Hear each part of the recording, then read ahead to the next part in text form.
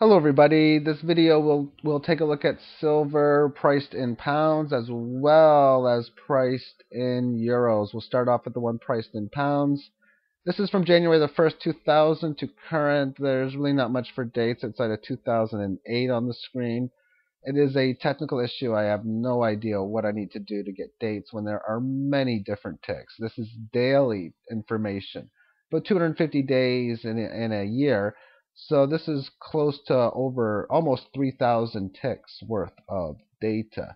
And this line represents the 1 year moving average. This is the 3 year moving average for the silver.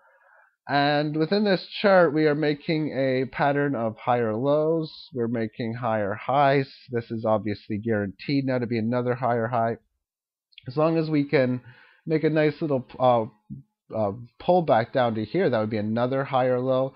Maybe go down below there and then keep on the trend that the way that it is going thus far.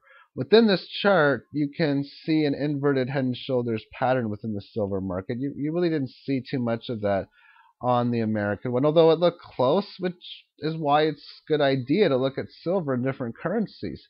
If they're going up in every currency, then you can see that the dollar is devaluing across the board, and or the silver price is going higher in every currency, meaning the market is going higher. Within this head and shoulders pattern, what you can do is you can take the length of the pattern, which is about 10 pounds, down to about 5 3/4 at 4 1/4 on top of 10. That's 14 1/4. Within Fibonacci, the area should be something around here as the first one, which means it's breaking past this key level, and the buyers are in full control. As the American market in silver is going higher, so is this in euros. The euro against the American dollar has had a pretty decent rally, yet silver is still going higher, not as high in percentage gain as the American one, but that's because the American dollar has been falling along the way.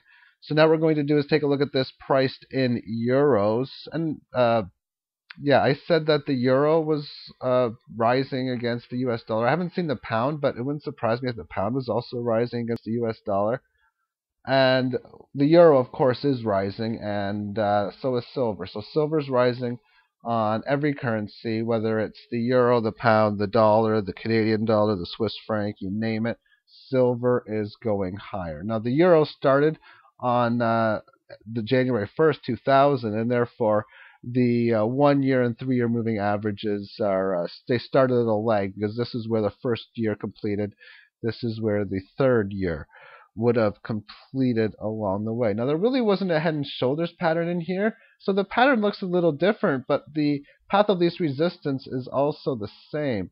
It's also developing these higher lows. We're developing higher highs, so the trend is that for higher, but the shape or the pattern that we have on this one is the moves to the upside, a nice stage 2 rally, which was then filled with some time consolidation. So it's gotten past the time consolidation, and usually when you're in a range for a long period of time, which we happen to be in, then the breakout would be pretty substantial.